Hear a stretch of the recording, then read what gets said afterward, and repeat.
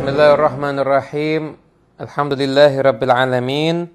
Allahumma shalli wa sallim ala sayyidina Muhammadin wa ala alihi wa sahbihi ajma'in. Assalamualaikum warahmatullahi wabarakatuh. Nah, teman-teman semuanya yang dimuliakan Allah dimanapun Anda berada, alhamdulillah kita bisa berjumpa lagi dalam acara ngaji Senin yang biasanya kita duduk kumpul bareng di Majlis Ar-Raudhah. Karena kondisi saat ini, maka kita semuanya melaksanakan kajiannya secara online. Nah, saya perlu menyampaikan bahwasanya mungkin untuk sementara ini selama kajiannya online, saya tidak meneruskan kitab Risalatul Jami'ah. Karena kesian teman-teman yang biasa datang itu biar talaki langsung, biar jumpa langsung. Namun kesempatan kita ngaji online ini, maka kita ambil tematik. Nah, kita ambil tematik dan kesempatan kali ini temanya adalah fikih pranikah, yaitu fikih sebelum nikah. Jadi orang yang mau menikah ataupun sudah menikah ataupun mau menikahkan anak, maka mungkin perlu untuk menyaksikan kajian ini. Kenapa? Agar bertambah wawasannya bagaimana ajaran agama Islam yang diajarkan oleh para ulama, terutamanya dalam fikih mazhab Syafi'i tentang masalah pernikahan ini. Nah, sekarang kita bahas dulu artinya apa? Nikah itu artinya apa? Jadi nikah itu dalam syariat punya arti. Artinya secara syariat adalah aqdun yatadhammanu ibahata wat'in bilafdhi inkahin au tazwijin au tarjamati. Jadi nikah itu adalah satu akad yang akhirnya menjadikan bolehnya terjadi hubungan suami istri dengan lafadz inkah, ankah tuka, atau tazwid, atau zawaj tuka, atau terjemah daripada itu semuanya. Jadi nikah itu bisa nyasah kalau ada lafadz nikah atau lafadz tazwij ataupun dari terjemahnya. Jadi nggak bisa misalkan akad nikah umpama begini, kamu mau sama anak saya? Ya, saya mau. Tidak jadi akad nikah itu. Maka itu tidak sah. Kenapa kok nggak sah? Karena nggak ada lafadz inkah dan lafadz tazwij, begitu ya. Untuk teman-teman nanti yang mau nanya tapi sesuai tema, nanti bisa ke admin ngaji Senin ya. Admin ngaji Senin, Mas Juan 0822 9999 3833. 0822 99993833. Nah, gitu. Jadi kata-kata nikah itu adalah satu akad yang menghasilkan bolehnya hubungan suami istri dengan lafadz nikah atau tazwid ataupun terjemah daripada itu ya. Nah, jadi kalau gitu berarti istri itu bukan miliknya suami dan akad nikah itu bukan seperti jual beli begitu. Kemudian setelah itu dalil tentang masalah pernikahan itu disinggung dalam ayat suci Al-Quran. Allah Subhanahu wa ta'ala berfirman dalam surat An-Nisa ayat 3, "Fanqihu ma taba lakum minan nisa." Juga dalam surat An-Nur ayat 32, "Wa ankihul ayama minkum." Hadis Nabi juga ada, yaitu Rasulullah SAW beliau bersabda, "Man ahabba fitrati falyastasinna bisunnati wa min sunnati an-nikah." Barang siapa yang menyukai fitrahku, maka hendaknya dia mengikuti sunnahku. Dan di antara sunnahku adalah nikah. Nabi pun juga menyatakan kepada para pemuda, "Ya ma'syarasy syabab, man istata'a minkumul ba'ata falyatazawwaj, fa innahu aghaddu lil basar wa ahsanu lil faraj. Wa man lam yastati' fa 'alaihi bisawm fa innahu lahu wija." Wahai para pemuda, ini hadis riwayat Imam Bukhari, Imam Muslim juga meriwayatkan ini. Wahai para pemuda, barang siapa di antara kamu yang sudah mampu apa? Ba'ah itu maknanya adalah biaya nikah, maksudnya ya keperluan di hari itu, untuk mahar, untuk nafkah di hari itu, untuk pakaian di hari itu, untuk ngasih tempat tinggal di hari itu, tempat tinggal di malam itu. Kurang lebih uang zaman sekarang ya, bisa jadi punya uang 200.000, 300.000 udah boleh nikah itu ya. Maka hendaknya kamu nikah. Kenapa? Fa innahu aghaddu lil basar. Nikah itu menjadikan kamu bisa menjaga pandangan mata, dan bisa kamu itu menjaga kemaluan. Wa man lam yastati, dan barang siapa yang enggak mampu, fa alaihi bisawm, maka hendaknya dia berpuasa.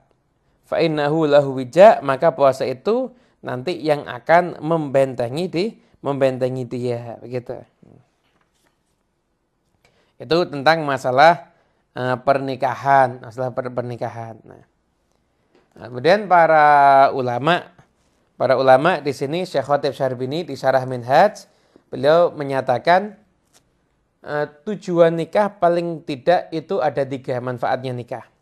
Yang pertama, menjaga agar adanya keturunan, itu 1. Kemudian yang kedua, sebagai sarana mengeluarkan sesuatu yang apabila ditahan bisa menyebabkan tubuh itu terkena penyakit. Sesuatunya apa? Yang sudah menikah kan paham. Yang ketiga, agar mendapatkan kesenangan. Gitu. Jadi nikah untuk senang-senang, tidak apa-apa, tapi jangan lupa. Nah, kalau cuma senang-senang nanti nggak ada nilai ibadahnya. Begitu. Kemudian setelah itu kita lanjut. Sekarang kalau ada yang nanya nih, berarti definisi nikah sudah, dalil nikah sudah.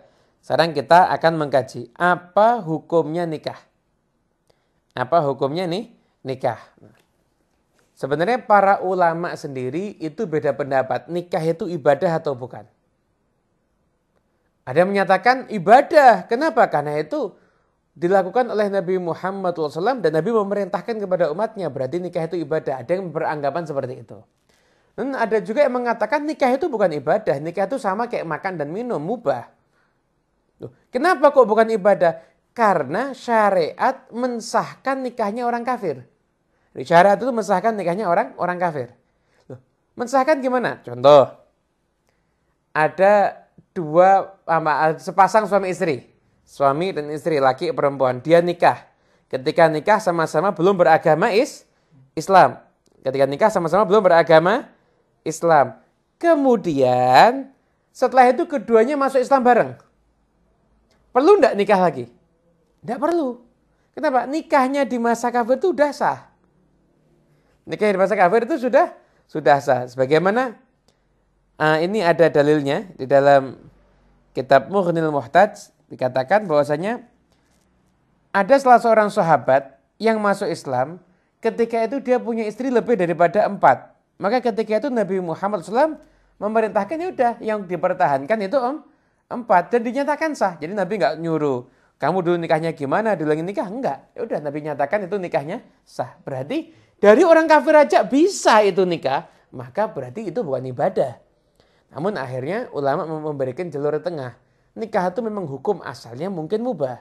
Namun apabila niatnya itu bagus, contoh niatnya mau menghidupkan sunnah Nabi, niatnya akan mencari keturunan yang di situ akan menjadi orang yang beriman kepada Allah, menambah jumlah orang yang akan sujud di muka bumi, menjaga diri biar enggak bermaksiat. Maka dengan niatan seperti ini, maka nikah itu hukumnya menjadi ibadah. Jadi nikah itu buat orang yang mampu, maka nikah itu berarti hukumnya sunnah. Gitu. Nah sekarang ini gimana kriteria perempuan yang bagus untuk dinikahi? Gitu. Ini kan banyak yang nanya ini. Bagaimana kriteria perempuan yang bagus untuk dinikahi? Gitu.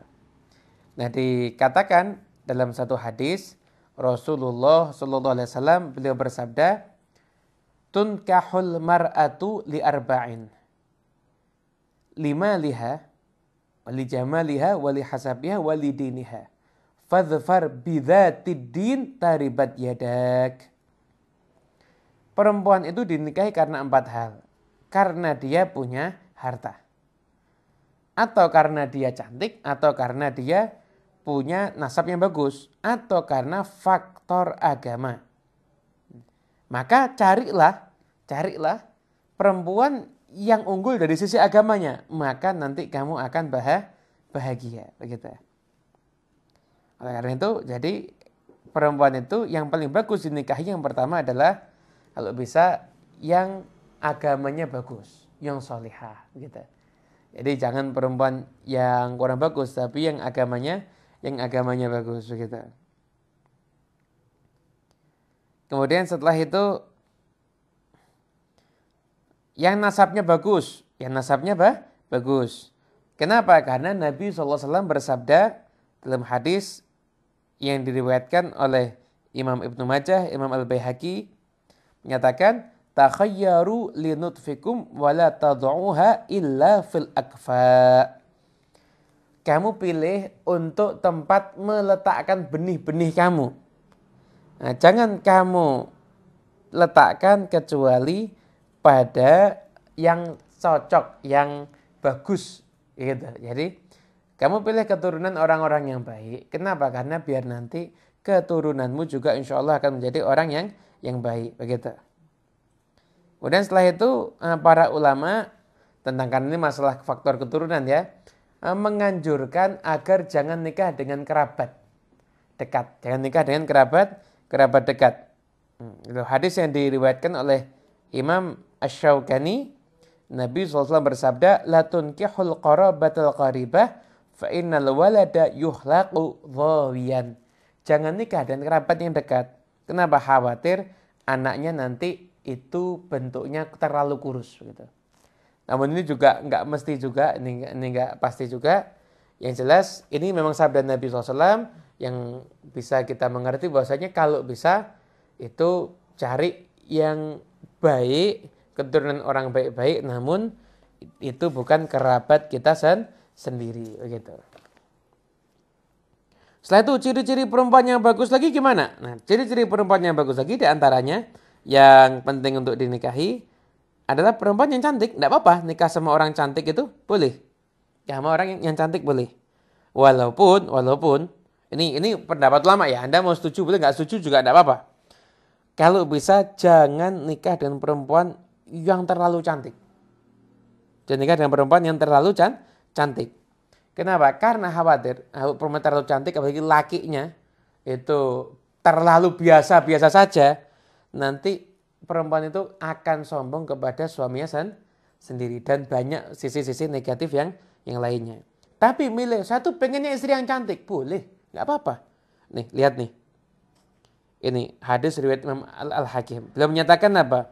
Khairun nisa, sebaik-baik perempuan, man tusirru idza nadharta wa tuti'u idza amarta ila akhiril hadis. Sebaik-baik perempuan itu adalah yang menyenangkan jika dipandang dan taat jika diperintah. Itu.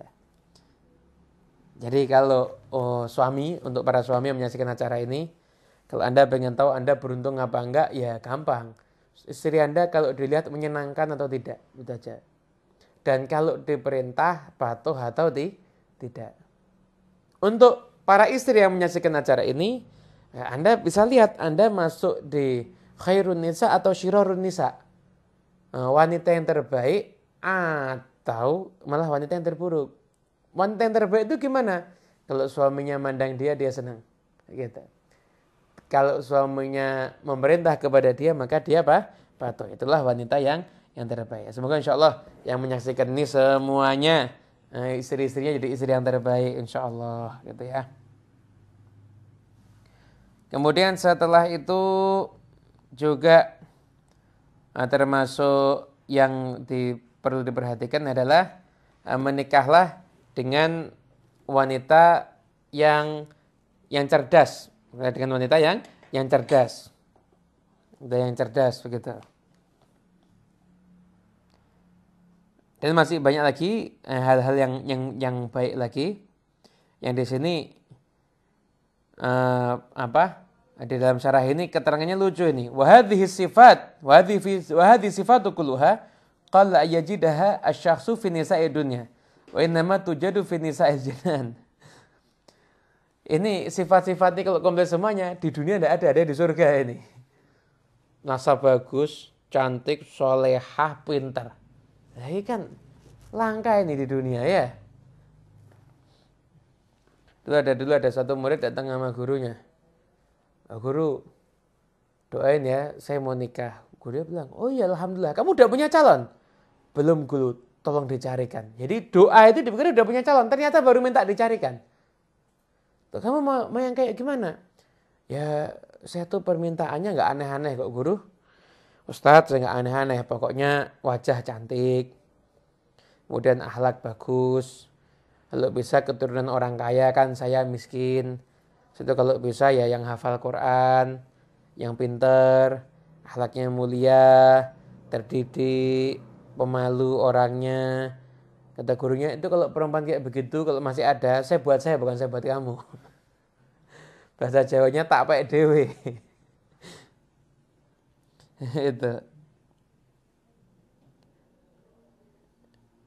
Itu adalah masalah yang berkaitan dengan masalah pernikahan gitu. Ini kita mengharumkan ruangan karena bab nikah itu kan ya identik dengan hal-hal yang harum-harum. Ini ada harum-harum wangi-wangian begini, ini bukan kayak dukun, ini termasuk salah satu ajaran Rasulullah Sallallahu Alaihi Wasallam gitu. Kemudian setelah itu, nah di sini ada keterangan. Disunahkan pernikahan itu diselenggarakan di bulan Syawal. Kemudian setelah itu diadakan akadnya itu di masjid bersama halayak dan diadakan di pagi hari. Jadi kalau pengen tahu waktu terbaik untuk nikah kapan? Bulan Syawal, tempatnya masjid, waktunya pagi hari. Kenapa? Karena Nabi SAW berdoa, Allahumma barik li ummati fi bukuriha. Ya Allah, berkahilah umatku di waktu pagi harinya. Gitu. Ya. Nah, sekarang Habib, saya mau nikah, apa yang harus saya lakukan? Ini ada yang pertanyaan begini nih, pasti ya. Saya mau nikah, apa yang harus saya lakukan? Nah, kalau Anda sudah mau nikah, maka Anda boleh lihat dulu. Boleh lihat. Anda lihat. Kenapa? Itu yang ngajari Nabi Muhammad SAW. Nabi menyatakan pada Mughirah bin Syu'bah ketika akan melamar perempuan, unzur ilaiha fa innahu ahra ayyudama bainakuma al-mawaddatu wal ulfah. Kamu lihat dulu. Cocok gak? Kenapa? Karena kecocokan itulah nanti yang akan menjadikan rasa cinta dan kasih sayang itu yang akan menjadi langgeng. Jadi lihat dulu gak apa-apa. Anda jangan, pokoknya katanya bagus, pokoknya saya langsung mau. Ya sah. Tapi Nabi ngajarin lihat dulu. Sebelum kamu ngelamar, lihat dulu. Begitu. Sekalipun gak diizini, gak apa-apa. Anda berusaha melihat tapi gak diizini boleh. Tapi tentunya lihatnya ada aturannya loh ya. Boleh lihatnya apa? Wajah dan kedua telapak tangan. Ini yang boleh dilihat. Kenapa wajah dan kedua telapak tangan? Karena patokannya. Loh, wajah kan cukup? Enggak, nama telapak tangan juga. Nah banyak sekarang ini, ya Masya Allah. Kadang-kadang mukanya putih, lehernya hitam. Nah kalau tangannya kan kelihatan. Jadi lihat tangannya, atau lihat tangannya kelihatan begitu. Ini asli putih apa enggak ini? Apalagi kalau cuma lihat foto cukup apa enggak? Dulu mungkin cukup, sekarang foto bisa diedit. Nah, kulitnya sawo matang itu bisa jadi diedit seterang matahari atau jadi sawo mentah mungkin. Itu. Kalau saya mau ngelihat bingung, nah, gampang. Suruh perempuan lain ngelihat. Nanti saya itu ceritakan kepada kamu. Juga boleh. Nabi SAW dulu pernah memerintahkan Ummu Sulaim untuk lihat satu perempuan. Nah, Nabi coba kamu lihat itu kakinya, tumitnya gimana. Dan kamu lihat bau mulutnya gimana. Pernah itu. Jadi kalau mau nikah lihat dulu. Lah perempuan juga sama. Kalau mau dilamar sama laki-laki ya lihat dulu. Cocok nggak kamu? Cocok apa enggak? Kalau saling cocok, nah setelah itu jangan dianggap sudah cocok itu bagus. Belum. Laksanakan sholat istikharah. Jadi biar cocok Anda itu bukan hanya karena selera. tapi juga Anda mendapatkan petunjuk yang buat Anda semakin pede untuk melangsungkan pernikahan.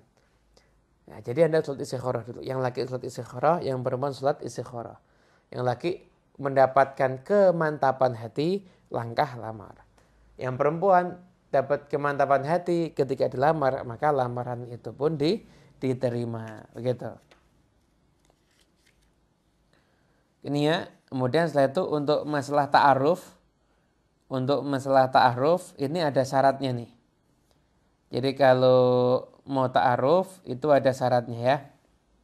Ada mau ta'aruf, mau kenalan sama perempuan, ada syaratnya. 1, syarat ta'aruf adalah memang ada keinginan untuk menikah.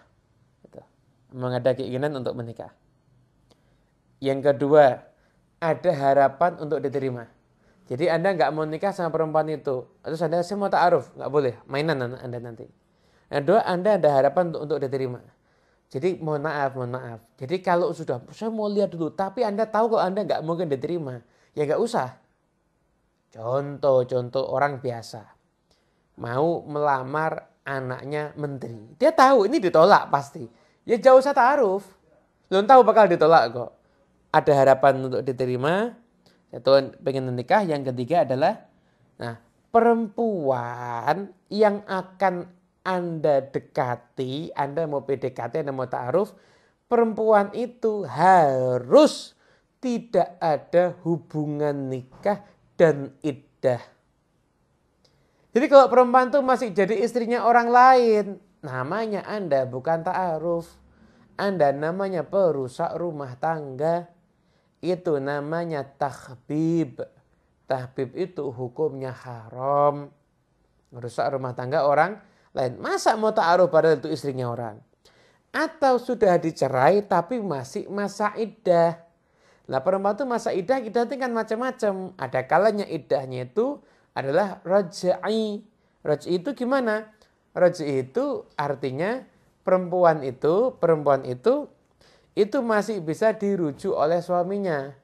Nah, perempuan itu masih bisa dirujuk oleh suaminya begitu. Jadi misalkan nih, jadi ada raj'i itu ada seorang wanita ditalak 1. Kan iddah 3 kali masa suci. Nah, selama 3 kali masa suci ini bisa jadi perempuan itu dirujuk sama suaminya, dikembalikan lagi dalam urusan nikah. Nah, perempuan yang dalam keadaan seperti itu, maka Anda haram berta'aruf dengan dia, begitu. Yang ketiga ya. Yang keempat, perempuannya tidak sedang dalam pembicaraan khitbah juga dengan orang lain, gitu. Ya. Yang kelima adalah kalau Anda mau ta'aruf ya Anda ada mahram, jadi tidak duduk hanya berdua, begitu. Itu adalah fikih urusan masalah pernikahan. Lalu itu sudah Anda lakukan, maka insya Allah pernikahannya akan jadi pernikahan yang baik, pernikahan yang insya Allah sakinah, mawaddah, warahmah. Kemudian katakan dalam kitab Minhajut Talibin, waman ustusyira fi khatibin dzakara masawiyahu bisidqin. Nah, barang siapa yang diajak musyawarah untuk orang yang ngelamar, umpama saya punya anak perempuan saya dilamar sama orang. Dilamar sama misalkan namanya Abdullah. Abdullah ini temannya Hamid. Saya tanya sama Hamid, "Mid, gimana itu? Teman kamu Abdullah baik atau enggak?" "Oh, baik." "Oh, enggak baik." Harus disampaikan dengan jujur. Begitu ya. Bahkan sekalipun itu urusan muamalah, urusan nikah sama. Itu kalau Anda diajak musyawarah tentang orang yang ngelamar ataupun orang yang mau kerja bareng, maka Anda harus menyampaikan jujur sekalipun harus membuka aibnya orang lain, gitu. Gitu ya.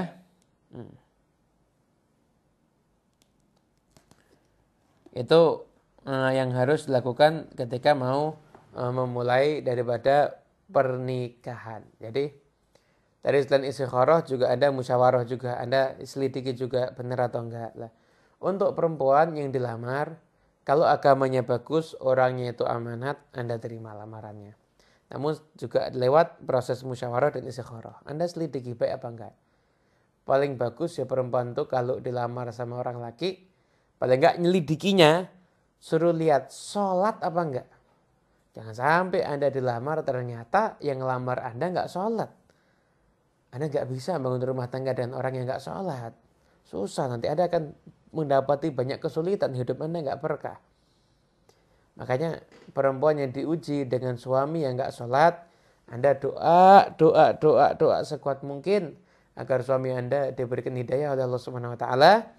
Dan nasihatin, diajak pelan-pelan untuk bisa mengerjakan sholat. Gitu. Mungkin pertanyaan udah masuk, Mas Wan? Monggo silakan. Atau di forward ke sini, Mas. Sampai saya yang 66 itu. Terakhir 66. Boleh juga di forward ke situ. Silakan. Yang simpati. Oke, kita mau lihat ini. Pertanyaan-pertanyaan yang masuk pada kesempatan kali ini. Kita akan cek bersama. Ya. Teman-teman yang mau nanya, Anda bisa WhatsApp ke 0822 9-nya 4 kali 3833. 0822 9-nya 4 kali 3833. Ada bisa tanya ke sana ya. Oke. Anda masuk. Sambil kita tetap mewangikan ruangan, kita akan jawab insya Allah yang saya bisa.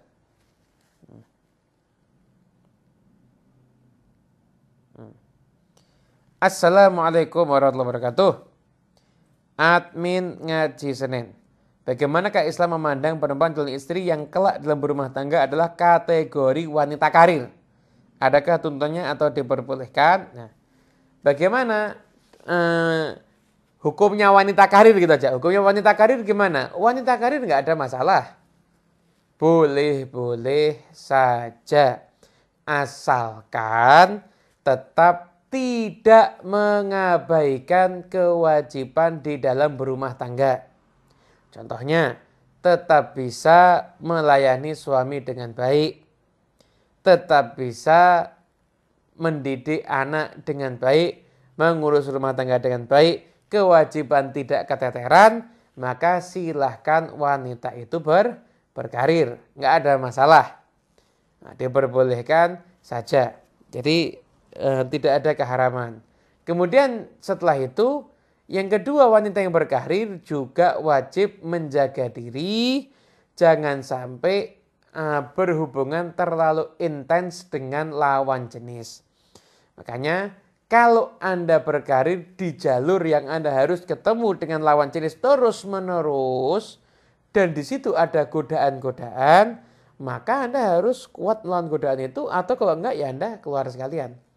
Anda kerja di rumah, sambil berkarir di rumah, sambil ngurus rumah tangga, itu mungkin pilihan yang terbaik. Tapi kalau Anda insya Allah Anda nggak akan tergoda dan tidak ada pertemuan intens dengan lawan jenis yang berlebihan, maka silahkan saja, itu nggak ada masalah. Jadi saya tidak menyatakan itu hukumnya haram. Namun wanita karir tetap harus memperhatikan dua hal. Kewajiban statusnya sebagai ibu rumah tangga, dan yang kedua adalah jangan sampai terlalu intens dengan lawan jenis. Suami pun juga sama ya. Lawan jenisnya itu pun juga harus berhati-hati begitu. Kadang-kadang judulnya curhat tapi lama-lama akhirnya kebablasan, naudzubillah min dzalik begitu ya. Kemudian setelah itu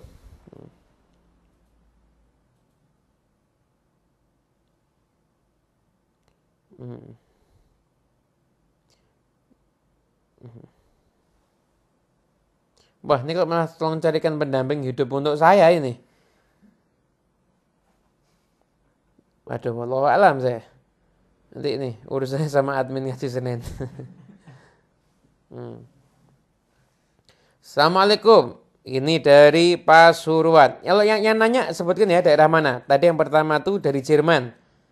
Nah, daerah mana ya? Ini dari Pasuruan. Saya punya calon wanita untuk dijadikan istri. Langkah awal saya yang baik bagaimana? 1, saya kenalkan dulu ke orang tua saya. Saya minta ortu saya melamar. 3, saya yang melamar langsung ke ortunya urgent biar saya nggak larut dalam dosa. Ya, Anda pamit sama orang tua dulu dong. Masa nggak mau pamit langsung lamar? Anda pamit sama orang tua. Setelah itu orang tua Anda mungkin menyelidiki atau gimana. Anda juga harus istikharah dulu. Anda istikharah dulu, musyawarah dulu. Perempuan ini baik enggak? Keluarganya baik atau enggak? Kalau Anda sudah mendapatkan kemantapan hati, maka Anda dan orang tua datang ke sana untuk ngelamar. Sampaikan aja bahwasanya kita menginginkan pernikahan dilaksanakan sesegera mungkin. Kalau belum bisa rame-rame, udah nikah siri terlebih dahulu agar tidak larut dalam fitnah sehingga mungkin berbuat dosa dan lain sebagainya. Begitu.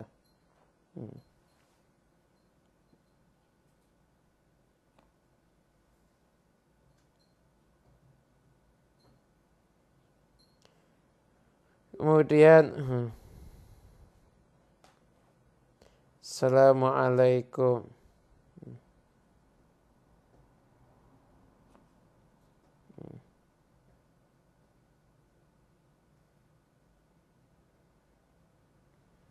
Ini dari Tuban. Dari Tuban.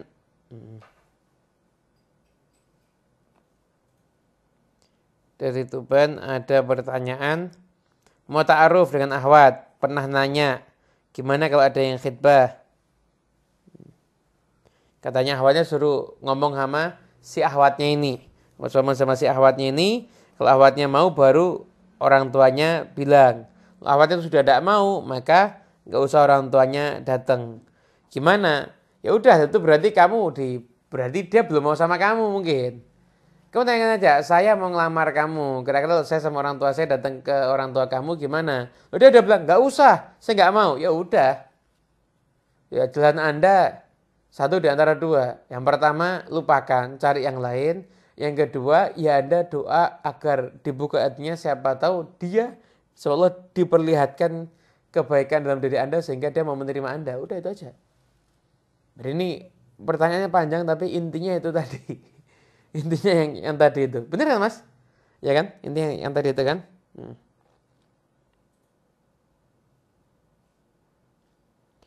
Assalamualaikum. Beb, saya akan melaksanakan pernikahan dan saya ingin melaksanakan dalam masjid. Tapi rumah calon saya adanya musola. Apakah akad menikah di musola tetap mendapat keberkahan dari niatan di masjid? Ya tentunya nggak sama. Jadi gini loh. Anda niatnya ke masjid bagus, tapi ada yang musola ya enggak apa-apa. Anda nikah di musola hukumnya sah. Namun Anda jangan menganggap sama enggak ya dengan seperti Anda di masjid. Ya beda. Anda masuk masjid disunahkan tahiyatul masjid. Anda masuk musola enggak ada tahiyatul musola. Enggak ada. Adanya itu tahiyatul masjid. Itu berarti masjid dan musola itu beda. Perempuan sedang menstruasi masuk ke masjid nggak boleh, masuk ke musola itu boleh begitu. Jadi nggak sama antara musola dengan masjid begitu ya. Apa bedanya mahar dan mas kawin? Sama. Dengan seserahan mungkin baru beda. Mahar dengan mas kawin itu sama saja.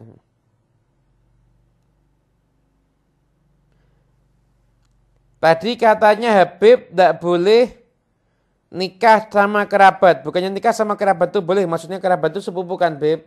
Saya nggak bilang nggak boleh. Kapan saya ngomong nggak boleh? Saya nggak bilang nggak boleh.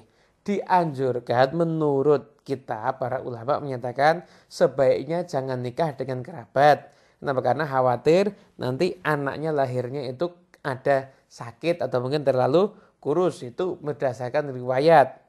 Tapi ada ulama juga menentang buktinya Senali dan Fatimah juga kerabat namun menikah. Begitu. Ya berarti hukumnya halal. Namun ulama ada yang menyatakan sebaiknya jangan dengan kerabat.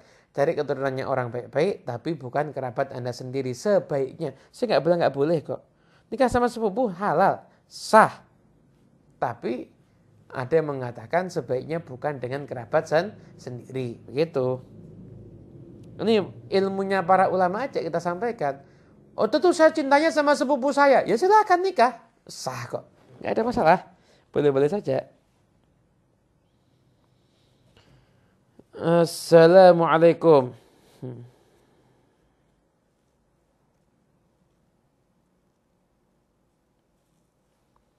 Assalamualaikum, Habib, izin bertanya. Oh, yang bertanya disebutkan ya, daerahnya dari mana ya.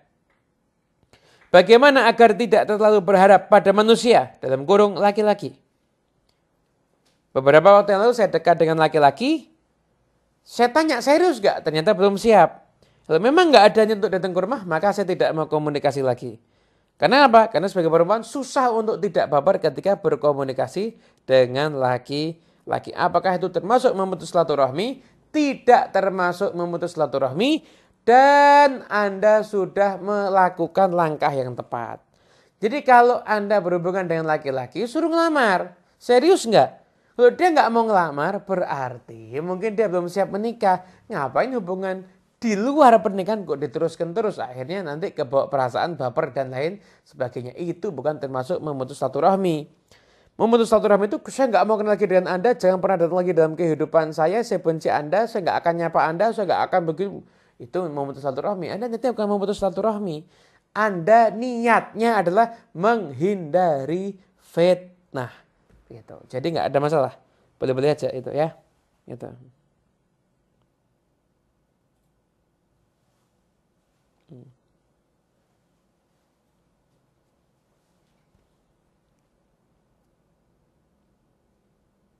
Assalamualaikum warahmatullahi wabarakatuh. Habib, tata cara ta'aruf dengan syariat. Ta'aruf itu gimana? Apakah lewat perantara atau chatting dan sebagainya? Begini. Ta'aruf itu, yang namanya ta'aruf itu bukan pacaran. Jadi, atau bukan PDKT model orang zaman sekarang. Ta'aruf itu adalah Anda ke rumah perempuan. Satu, Anda lihat wajah dan kedua telapak tangan ditemani dengan mahram. Kalau Anda mau ngobrol, ya boleh ngobrol. Tapi nggak berdua, tapi tetap ada mahram. Itu namanya ta'aruf yang diperbolehkan oleh syariat. Nah, kalau Anda chatting, telepon setiap hari, maka itu rawan terjadi fitnah. Nah, saya sampaikan, kenapa kok chatting, telepon tiap hari rawan terjadi fitnah? Banyak sudah tunangan, sudah mau jadi. Karena sering chatting, sering telepon. Suatu ketika setelah ngomong, akhirnya berantakan. Saling mengenal itu setelah pernikahan. Makanya kalau Anda sudah memulai pernikahan itu, hubungan itu, Anda sholat istikharah, Anda musyawarah, Anda ada kemantapan hati, Anda nggak perlu saling mengenal lebih dekat. Anda udah mantap, makanya istikharah. Istikharah itu gimana? Sholat sunnah 2 rakaat untuk minta petunjuk. Kapan waktunya Beb? Terserah. Yang penting jangan setelah sholat subuh, jangan setelah sholat asar. Nah, itu aja. Habis sisa Beb? Boleh. Sebelum subuh Beb? Waktu tahajud? Boleh, silakan. Nggak ada masalah. Nah, itu baca doa istikharah yang masyhur dan diajarkan oleh Nabi Muhammad SAW. Gitu.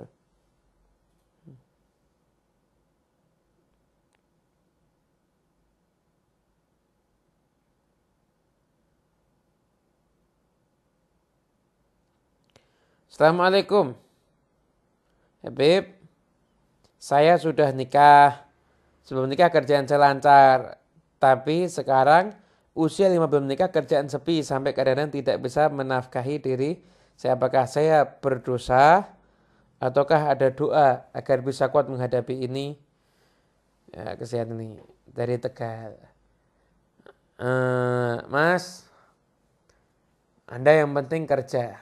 Yang penting kerja, Anda keluar rumah, Anda usaha cari nafkah.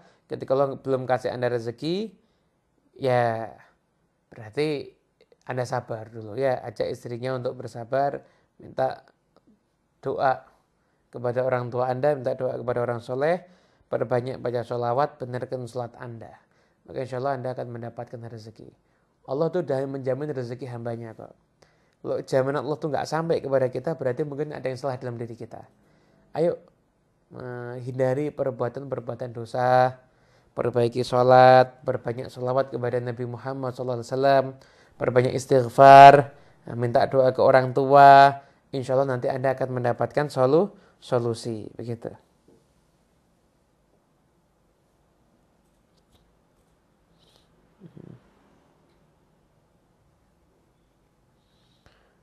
Ada seorang wanita dilamar sama Habib, kemudian menolak lamarannya Habib. Boleh apa enggak? Enggak apa-apa.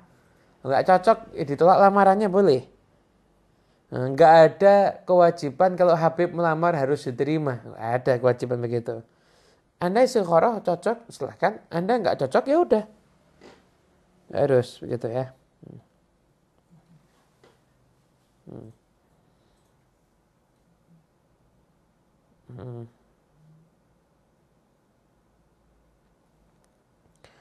Assalamualaikum Beb, saya ini dari Bekasi. Calon kita sama-sama muslim, tapi akidahnya beda.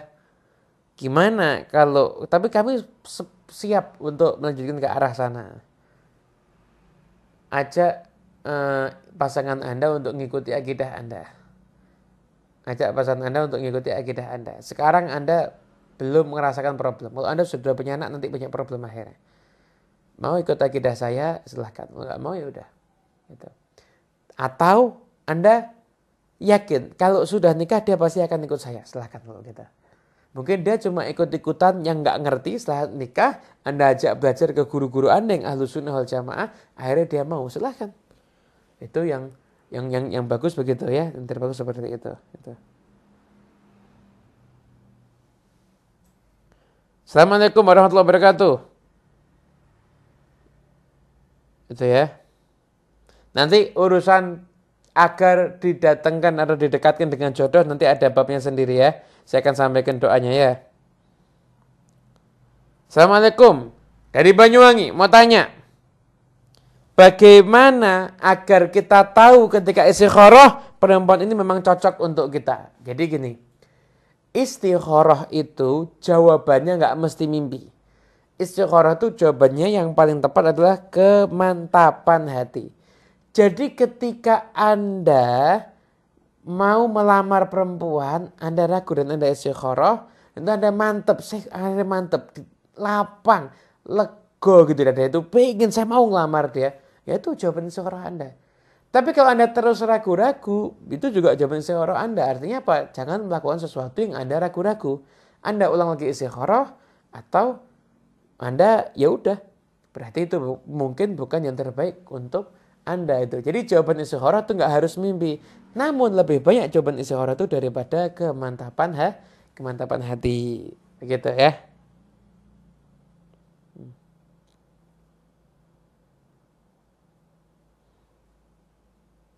Habib saya cinta dengan seorang wanita. Tapi wanitanya nggak mau saya ajak ta'aruf. Gimana sebaiknya? Tadi disampaikan.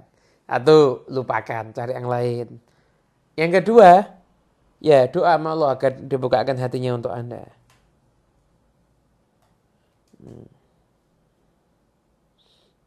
Assalamualaikum. Dari Pasar Grogol. Oh Grogol Solo sini berarti ya. Nanya Beb, saya punya tunangan lagi mondok, mau lulus 1,5 tahun lagi. Sedangkan saya sudah kepingin menikah dan sudah punya usaha. Gimana solusinya? Nikah sekarang, setelah itu dibiarkan mondok boleh? Atau ya Anda tunggu, sabar. Anda memang cinta ya Anda tunggu. Wah, sambil Anda nunggu ya perbanyak puasa gitu aja. Biar nggak kena fitnah macam-macam gitu ya.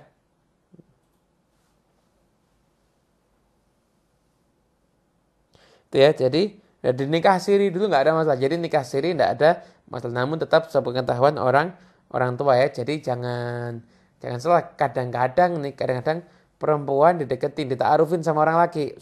Kamu saya nikah siri ya. Udah dinikah siri, tapi orang tuanya yang laki nggak tahu. Udah nikah siri, ini kan sama-sama kuliah. Udah mau lulus sama yang laki diceraikan. Mau ngomong apa dia? Na'udzubillah min dzalik ya. Hati-hati itu. Seperti itu, hati-hati. Jadi nikah siri nggak ada masalah ya. Nikah siri tidak ada masalah, yaitu diperbolehkan saja. Begitu. Kemudian udah cukup lah, pertanyaan cukup. Insya Allah nanti pertemuan berikutnya nanti mungkin bisa jadi fikih pasca nikah ya. Fikih pasca nikah nanti insya Allah. Kita mau mengkaji fikih pasca nikah. Sekarang saya mau menyampaikan amalan dari para ulama. Yaitu kalau kepengen segera berjumpa dengan jodohnya, maka sering-sering baca doanya Nabi Musa. Itu di surat Al-Qasas ayat 24. Rabbi inni lima anzalta ilayya min khairin faqir.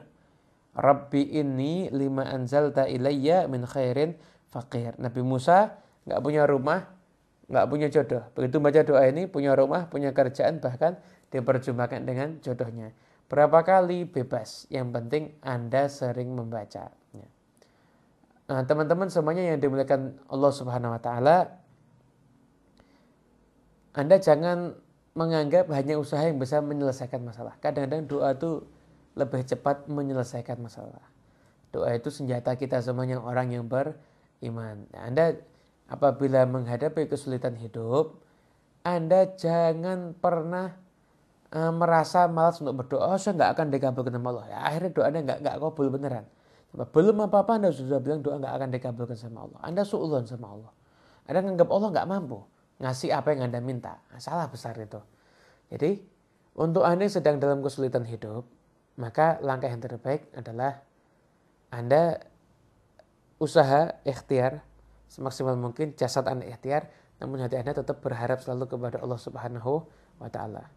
Berdoalah kepada Allah seakan-akan tidak ada jalan keluar daripada masalah Anda kecuali hanya doa. Kalau Anda sudah doa seperti itu, seperti orang yang tenggelam, yang gak ada jalan kecuali doa, maka hajat-hajat Anda semuanya, seluruhnya akan diijabah oleh Allah Subhanahu wa taala. Semoga insya Allah pertemuan ini jadi pertemuan yang membawa keberkahan untuk kita semuanya.